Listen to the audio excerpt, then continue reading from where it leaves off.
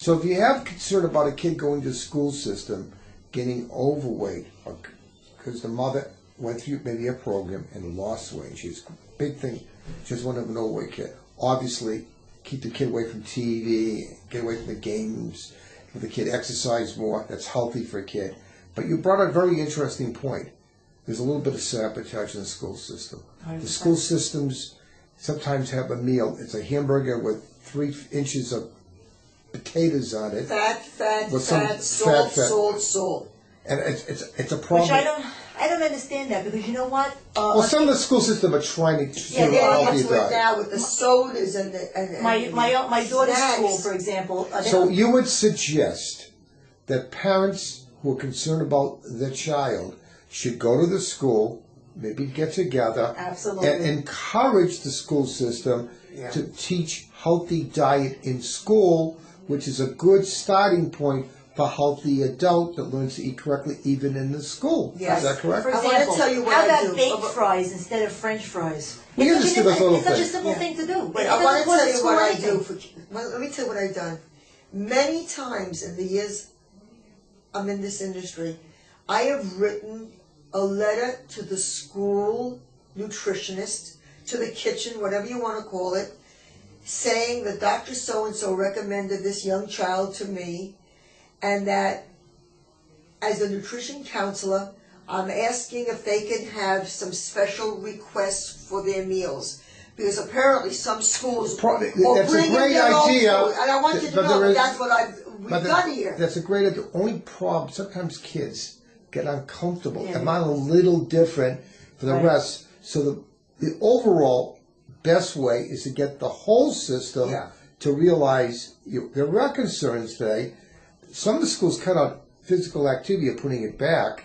Some of the schools are trying their own little way, because money's kind of tight today, to make better quality meals. And I think they're also trying to educate the kids the right kind of eating in some of the high schools. Some of the better high schools are doing that. They have classes to learn to cook for girls, and some boys are home economics, remember that? I had it when I was younger, and it disappeared.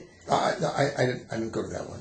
You know, but you brought up the subject. You said some of the times the kids don't like to feel that they're eating differently. I've had that happen in the consultation, where a child or his mother or father will bring that subject up. And I tell the kids that come in here, you have no friends. It's me and your counselor or your mom. You have no friends. Any friend that would tell you or tease you about being on a diet is not your friend. And I tell them, you might be teased. We prepare them for that. But that you control your own destiny. You want to go away this summer? You want to go on vacation?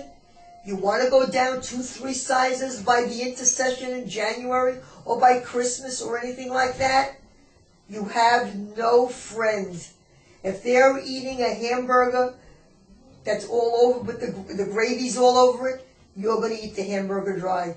You're going to listen to me, and I'm going to get you into that. So in other words, and I paint a picture of the new you kid. You work the best you can in the situation, but giving them some light tips to minimize some of the bad points.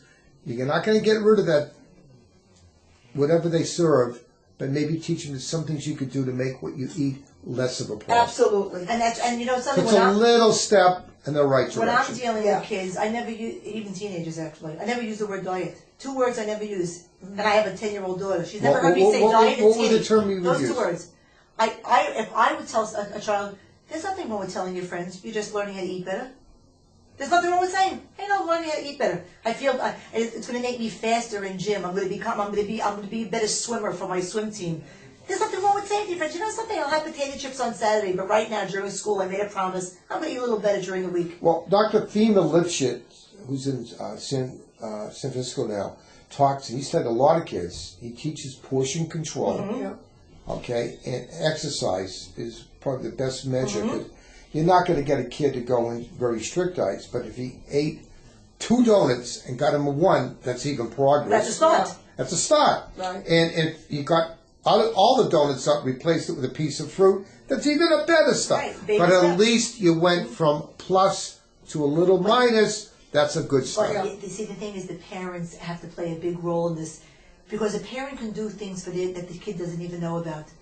I just told her, for example, your kid doesn't like vegetables. Listen, get some sirloin, get some chopped meat. Take a carrot, take some celery, mince it up so fine, stick it in the chopped meat. Before you know it, your kid's had a hamburger that's got two celery stalks chopped up that they don't even know about. Very good idea. Okay. Take a tuna fish, low-fat mayonnaise, tuna fish salad. Chop up red tomatoes, like diced tomatoes. It's very colorful. Stick it in a cone. Stick it in one of those short ice cream cones. Your kid's got a tuna cone. They'll eat it, and they do. There are always little ways that you could, so you tell a little lie. You tell your kid there's no vegetable in the meat. But there is, so who cares? And there it is. We're just trying not to tell a lie. We're trying it's all right. We're basically trying to get the kid whatever my own we can. daughter, if she won't try a brand new vegetable without me putting some cheese on it, so I take a low-fat and Alpine lace cheese and I melt some on top of a Brussels sprout. If that's the way I can get my daughter just to try something new, so I do it. I do it, but she, I make a deal with my daughter. We have a deal. First of all, I don't cook 3 different meals in my house. If my daughter, if Sabrina has to eat what's there, or she starves. That's the rule. That's how come she's got great eating habits now. That doesn't mean that she doesn't have funnel cakes at Great Adventure or popcorn at the movies. She's got plenty of junk food, but there has to be a balance. That's all I'm saying. We agree. Has to be a balance. Same ballpark. Okay, I'm sorry. But the most important thing here, just stick with it. Right. And somewhere along the way, the reward will be found. And the reward isn't the weight loss as much as you prove to yourself you can be successful in anything you do in life. That's right. And the pride that you'll take in having accomplished. There is nothing, listen, do you know anything in life any goal that anybody could ever reach without having a plan of action and going for it? Nothing happens by luck. I don't care what it is.